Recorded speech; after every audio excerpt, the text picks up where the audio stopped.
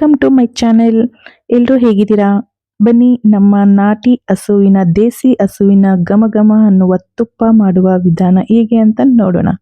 ಇದು ನಮ್ಮ ಮನೆಯಲ್ಲಿ ಇರುವಂತಹ ಮಹಾಲಕ್ಷ್ಮಿ ಹಸು. ಈ ಹಸುವಿನ ಹಾಲು ತುಂಬ ರುಚಿಯಾಗಿರುತ್ತೆ ಮತ್ತು ಗಟ್ಟಿಯಾಗಿರುತ್ತೆ. ಹಾಲನ್ನು ಚೆನ್ನಾಗಿ ಕಾಯಿಸ್ಕೊಂಡು ನಾವು ಹೆಪ್ಪಾಕಿ ಗಟ್ಟಿ ಮೊಸರು ಆಗಿರುತ್ತೆ. ಅದ್ರ ಮೇಲೆ ಬಂದಿರುತ್ತೆ ಕೆನೆ. ಆ ಕೆನೆನೆಲ್ಲ ಒಂದು 8 ದಿನ ಆಗಷ್ಟು ನಾವು ಫ್ರಿಜ್ಜಲ್ಲಿ ಸ್ಟೋರ್ ಮಾಡಿಟ್ಕೊಂಡು ಒಂದಿನ ಅದನ್ನ ನಾನು ಮಿಕ್ಸಿ ಜಾರಲ್ಲೇ ಹಾಕಿ ಆ ಕೆನೆ ಹಾಕಿ ಸ್ವಲ್ಪ ನೀರು ಹಾಕಿ ಗ್ರೈಂಡ್ ಮಾಡಿಕೊಂಡ್ರೆ ಅದರಲ್ಲಿರೋಂಥ ಮಜ್ಜಿಗೆನೂ ಸಪ್ರೇಟ್ ಆಗುತ್ತೆ. ಅದ್ರ ಮೇಲೆ ಬೆಣ್ಣೆ, ಗಟ್ಟಿ ಬೆಣ್ಣೆ ಬಂದಿರುತ್ತೆ.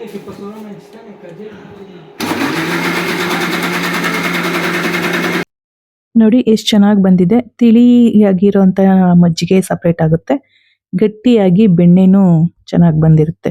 ಅದೆಷ್ಟು ಚೆನ್ನಾಗಿರುತ್ತೆ ಅಂದರೆ ಎಷ್ಟು ಸಾಫ್ಟ್ ಆಗಿರುತ್ತೆ. ಅದು ಮಿಕ್ಸಿಗೆ ಹಾಕಿ ನೀರು ಹಾಕಿ ನಾವು ಗ್ರೈಂಡ್ ಮಾಡಿದಾಗ ದೇವರಿಗೆಲ್ಲ ಬೆಣ್ಣೆ ಅಲಂಕಾರ ಮಾಡ್ತಾರೆ ಅಂತ ಹೇಳ್ತಾರಲ್ಲ, ಈ ಥರ ಬೆಣ್ಣೆನಲ್ಲಿನೇ ದೇವರುಗಳಿಗೆ ಕೂಡ ಅಲಂಕಾರ ಮಾಡೋಂಥದ್ದು ತುಂಬ ಚೆನ್ನಾಗಿರುತ್ತೆ. ಇದನ್ನೆಲ್ಲ ಕ್ಲೀನಾಗಿ ನೀರೆಲ್ಲ ಹಿಂಡಿ ಒಂದು ಪಾತ್ರೆಗೆ ಹಾಕ್ಕೊಳ್ಬೇಕು. ಪಾತ್ರೆಗೆ ಹಾಕ್ಕೊಂಡಿರೋ ಅಂಥ ಬೆಣ್ಣೆಯನ್ನು ಇನ್ನೊಂದ್ಸಲಿ ನೀರು ಹಾಕ್ಕೊಳ್ತಾ ಚೆನ್ನಾಗಿ ಪ್ರೆಸ್ ಮಾಡಿ ತೊಳ್ಕೊಳ್ಬೇಕು. ತೊಳೆದಾಗ ಅದರಲ್ಲಿರೋ ಅಂಥ ಇನ್ನೇನಾದರೂ ಅಲ್ಪ ಸ್ವಲ್ಪ ಮಜ್ಜಿಗೆ ಇತ್ತು ಅಂದ್ರೂ ಅದು ನೀರಲ್ಲಿ ಬಂದ್ಬಿಡುತ್ತೆ. ನೋಡಿ ಈ ರೀತಿ ಪ್ರೆಸ್ ಮಾಡಿ ಮಾಡಿ ನೀಟಾಗಿ ತೊಳ್ಕೊಂಡ್ಬಿಟ್ರೆ ಒಂದ್ಸಲಿ ತುಂಬ ಚೆನ್ನಾಗಿರುತ್ತೆ ಬೆಣ್ಣೆ. ಇನ್ನು ಆ ನೀರನ್ನು ನಾವು ವೇಸ್ಟ್ ತಿಳಿ ಮಜ್ಜಿಗೆ ಇತ್ತಲ್ವ ಅದರಲ್ಲಿನೇ ಹಟ್ಕೋಬೇಕು. ಈ ಮಜ್ಜಿಗೆನೂ ವೇಸ್ಟ್ ಆಗಲ್ಲ. ಅದೇನಕ್ಕಾಗುತ್ತೆ ಅಂತ ನಾನು ಲಾಸ್ಟಲ್ಲಿ ಹೇಳ್ತೀನಿ, ಪೂರ್ತಿ ನನ್ನ ವಿಡಿಯೋನ ನೋಡಿ. ಆ ಮಜ್ಜಿಗೆ ಎಷ್ಟು ಉಪಯೋಗ ಆಗುತ್ತೆ, ಕುಡಿಯೋಕ್ಕಂತೂ ಆಗೋದಿಲ್ಲ, ಆದರೆ ಬೇರೆ ಇದಕ್ಕೆ ಯೂಸ್ ಆಗುತ್ತೆ. ಆ ಬೆಣ್ಣೆ ಇಟ್ಕೊಂಡಿದ್ವಲ್ಲ ಅದನ್ನ ಕಾಯೋದಿಕ್ಕಿಟ್ರೆ ಗಟ್ಟಿ ಇರೋದನ್ನ ನಿಧಾನಕ್ಕೆ ಕರಗ್ತಾ ಬರುತ್ತೆ, ತುಪ್ಪದ ರೂಪಕ್ಕೆ ಬರುತ್ತೆ. ಅದು ತುಂಬ ಚೆನ್ನಾಗಿ ಗಮ್ಮಂತ ಕಾಯಿಸಿದಾಗ ತುಪ್ಪ ಆಗ್ತಾ ಇರುತ್ತೆ ಮೆಲ್ಲಗೆ. ಅದು ಕಾಯ್ತಾ ಇರಲಿ, ನಾವು ಅಷ್ಟೊದಕ್ಕೆ ಅದಕ್ಕೆ ಏನೇನು ಬೇಕು ಅಂತ ರೆಡಿ ಮಾಡ್ಕೊಂಬರೋಣ ಬನ್ನಿ. ನೋಡಿ ನಾವು ಮನೆ ಪಕ್ಕದಲ್ಲೇ ಉಣ್ಕೊಂಡಿರೋಂಥ ವೀಳ್ಯದೆಲೆ, ಆ ತುಪ್ಪದಲ್ಲಿ ಹಾಕೋದಕ್ಕೆ ವೀಳ್ಯದೆಲೆ ಬೇಕಾಗುತ್ತೆ. ಒಂಚೂರು ಕಟ್ ಮಾಡ್ಕೊಳ್ಳೋಣ ವೀಳ್ಯದೆಲೆನ. ವೀಳ್ಯದೆಲೆ ಮನೆ ಹತ್ರ ಉಣೋದು ತುಂಬ ಒಳ್ಳೆಯದು. ಎಲ್ಲ ಮನೆ ಹತ್ರನೂ ಒಂದೊಂದು ಹಂಬಣ್ಣ ಬೆಳೆಸ್ಕೊಳ್ಳಿ, ತುಂಬ ಚೆನ್ನಾಗಿ ಬರುತ್ತೆ. ಅದೇನು ದೊಡ್ಡ ವಿಷಯನಲ್ಲ. ಒಂದು ಪಾಟಲ್ಲಿ ಹಾಕಿದ್ರೂ ವೀಳ್ಯದೆಲೆ ತುಂಬ ಚೆನ್ನಾಗಿ ಅಂಟ್ಕೊಳ್ಳುತ್ತೆ. ಆಮೇಲೆ ಕರ್ಬೇವಿನ ಸೊಪ್ಪು ಬೇಕಾಗುತ್ತೆ. ಆ ಮಜ್ಜಿಗೆ ಏನಕ್ಕಾಗುತ್ತೆ ಅಂತ ಹೇಳಿದ್ನಲ್ಲ, ನೋಡಿ ಕರ್ಬೇವಿನ ಸೊಪ್ಪು ಬುಡಕ್ಕೆ ಹಾಕಿದ್ರೆ ಕರ್ಬೇವಿನ ಸೊಪ್ಪು ಘಮ ಘಮ ಅಂತ ಇರುತ್ತೆ. ನಿಮ್ಮ ಮನೆ ಹತ್ರ ಕರ್ಬೇವಿನ ಸೊಪ್ಪು ಇಲ್ಲ ಅಂದ್ರು ಮನೆ ಮುಂದೆ ಪಾಟ್ಗಳಿಕ್ಕಿರ್ತೀರಲ್ಲ, ಶೋ ಪಾಟ್ಗಳೆಲ್ಲ, ಆ ಗಿಡಗಳು ಕೂಡ ಸಹ ಈ ವೇಸ್ಟ್ ಮಜ್ಜಿಗೆನ ಹಾಕ್ಬೋದು. ಗಿಡಗಳೆಲ್ಲ ತುಂಬ ಚೆನ್ನಾಗಿ ಡೆವಲಪ್ ಆಗುತ್ತೆ ಆ ಮಜ್ಜಿಗೆ ಹಾಕೋದ್ರಿಂದ.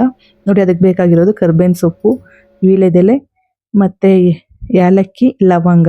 ಒಬ್ಬೊಬ್ಬರು ನುಗ್ಗೆಕಾಯಿ ಚಕ್ಕೆನೂ ಹಾಕ್ತಾರೆ, ಹಾಕ್ಬೋದು, ಚೆನ್ನಾಗಿರುತ್ತೆ. ವೀಳ್ಯದೆಲೆ ತೊಟ್ಟು ಸಮೇತವಾಗಿ ನೋಡಿ ಈ ರೀತಿ ಗಿಲ್ಬೇಕು. ಎಲೆ ಒಂಚೂರು ಇರಬೇಕು, ತೊಟ್ಟಿರಬೇಕು. ಎಲೆ ಫುಲ್ ಹಾಕೋಷ್ಟಿಲ್ಲ. ವೀಳ್ಯದೆಲೆನಲ್ಲಿ ತೊಟ್ಟು ಸಮೇತ ಒಂಚೂರು ಎಲೆ ಇರಬೇಕು, ಅಷ್ಟನ್ನ ಗಿಲ್ಕೊಳ್ಬೇಕು. ಈಗ ತುಪ್ಪ ರೆಡಿಯಾಗಿದೆ, ಕಾದು ಕಾದು ಗಮ್ಮಂತಿದೆ. ಇನ್ನೂ ಗಮ್ಮನ್ಬೇಕು ಅಂತ ನಾವು ಇಷ್ಟೊಂದು ಸಾಮಗ್ರಿಗಳನ್ನ ಅದರಲ್ಲೇ ಹಾಕೋದು. ತುಪ್ಪ ಚೆನ್ನಾಗಿ ಕಾದಿದ್ದೆ ಅಂದಾಗ ಈ ಕರ್ಬೇವಿನ ಸೊಪ್ಪು, ವೀಳ್ಯದೆಲೆ, ಏಲಕ್ಕಿ, ಲವಂಗ, ಈ 4 ಐಟಮ್ನ ಅದ್ರಲ್ಲಿ ಹಾಕಬೇಕು. ಸಿಟಪಟ ಅಂತಿದೆ, ಇನ್ನೂ ಗಮ್ಮಂತಿದೆ. ಈಗ ಅದೆಲ್ಲ ಹಾಕಿರೋದ್ರಿಂದ ತುಂಬ ಚೆನ್ನಾಗಿ ತುಪ್ಪ ರೆಡಿಯಾಗಿದೆ. ಎಲ್ಲ ಬಿಸಿ ಬಿಸಿ ಊಟದಲ್ಲೂ ನಾವು ತುಪ್ಪನ ಹಾಕೊಂಡು ತಿನ್ನೋದಕ್ಕೆ ತುಂಬಾ ಚೆನ್ನಾಗಿರುತ್ತೆ. ತುಪ್ಪ ತಿಂದರೆ ದಪ್ಪ ಆಗ್ತಾರೆ ಅನ್ನೋದನ್ನ ಬಿಡಿ, ತುಪ್ಪ ತುಂಬ ಒಳ್ಳೆಯದು ಮೈಗೆ.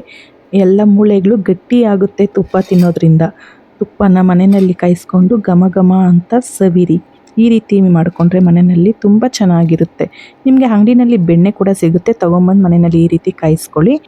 ಘಮ ಘಮ ಅಂತ ಕಾದಿದ್ದಂಥ ತುಪ್ಪ ಒಂಚೂರು ಸ್ವಲ್ಪ ಆರಿದಾಗ ಈ ರೀತಿ ಸ್ಟೀಲ್ ಬಟ್ಲಲ್ಲಿ ನಾವು ಸ್ಟೋರ್ ಮಾಡಿ ಇಟ್ಕೊಂಡು ಎಲ್ಲ ಊಟದಲ್ಲೂ ತುಪ್ಪನ ಬಳಸ್ಕೊತೀವಿ. ತುಂಬಾ ರುಚಿಯಾಗಿರುತ್ತೆ ಊಟ. ತುಪ್ಪ ಹಾಕೋದ್ರಿಂದ ಆ ಅಡುಗೆ ಇನ್ನೂ ರುಚಿಯಾಗಿರುತ್ತೆ. ಎಲ್ಲರೂ ತುಪ್ಪ ತಿನ್ನಲೇಬೇಕು. ಆರೋಗ್ಯನ ಹೆಚ್ಚಿಸ್ಕೋಬೇಕಂದ್ರೆ ತುಪ್ಪನ ತಿನ್ನಬೇಕು. ಈಗ ಎಲ್ಲರೂ ಮನೆಯಲ್ಲಿ ಈ ರೀತಿ ರೆಡಿ ಮಾಡ್ಕೊಳ್ಳಿ ತುಪ್ಪನ. ಎಷ್ಟು ಚೆನ್ನಾಗಿದೆ ನೋಡಿ, ಕಲರ್ಫುಲ್ಲಾಗಿದೆ, ಗಮ್ಮಂತಿದೆ. ಓಕೆ, ಈ ವಿಡಿಯೋ ಇಷ್ಟ ಆಗಿದ್ರೆ ನಮ್ಮ ಚಾನೆಲ್ನ ಲೈಕ್ ಮಾಡಿ, ಶೇರ್ ಮಾಡಿ, ಸಬ್ಸ್ಕ್ರೈಬ್ ಮಾಡಿ, ಬೆಲ್ ಐಕನ್ ಕ್ಲಿಕ್ ಮಾಡಿ. ಮತ್ತೊಂದು ವಿಡಿಯೋದಲ್ಲಿ ಸಿಗುಮ. ಅಲ್ಲಿವರೆಗೂ take care, bye bye, see you.